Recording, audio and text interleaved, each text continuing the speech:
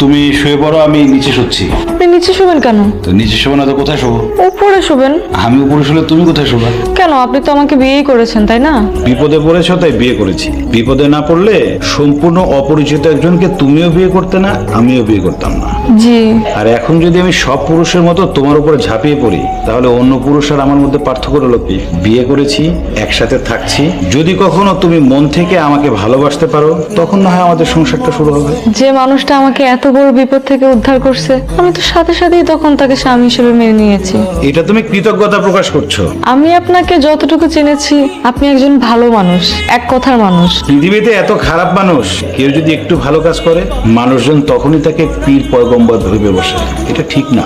যাই হোক, আপনার বাবা মা মনে হয় আপনার উপর অনেক রাগ করে আছে। শুধু আমার উপরে না, তোমার উপরেও তারা অনেক রাগ করেছে। আমি তো তাদের 32 বছর ধরে চিনি।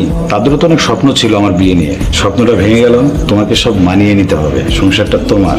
আমার জন্য এমন হলো, তাই না? এই যে 4 আঙুল দেখছো, 4 আঙুলের কপাল, কপালে সবকিছু লেখা থাকে।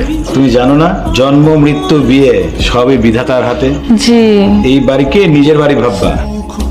সারাদিন যে না খেয়ে বসে আছো, সকাল থেকে দেখছি একই কাপড়ে বসে আছো, আমাকে বলোনি কেন?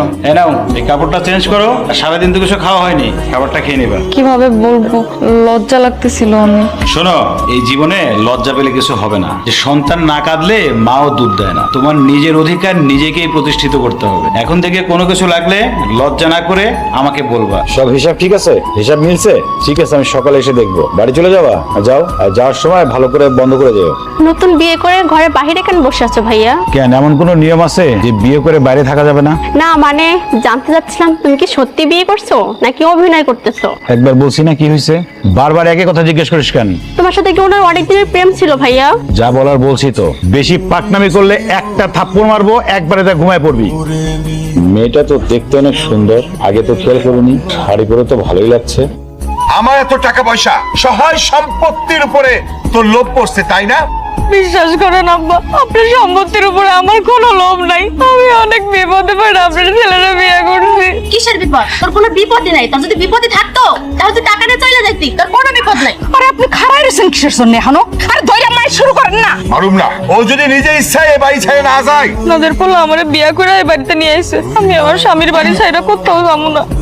যাবি এখান থেকে। তোরে আমি 2 লক্ষ টাকা দিতাছি, টাকাটা নিয়ে চলে যাবি। এই টাকা কেন দিতাছি জানোস? তুই এই বাড়ি থেকে যাওয়ানোর পর আমার পোলা যদি কোনোদিন তোর লগে যোগাযোগ করে, কইবি যে তুই নিজের ইচ্ছায় এই বাড়ি ছেড়ে চলে গেছস। খবরদার, আমরা যে তাড়ায় দিছি এই কথা কইতে পারবি না। কবি আমার পোলার লগে তুই সংসার করবি না। যাবি তাই।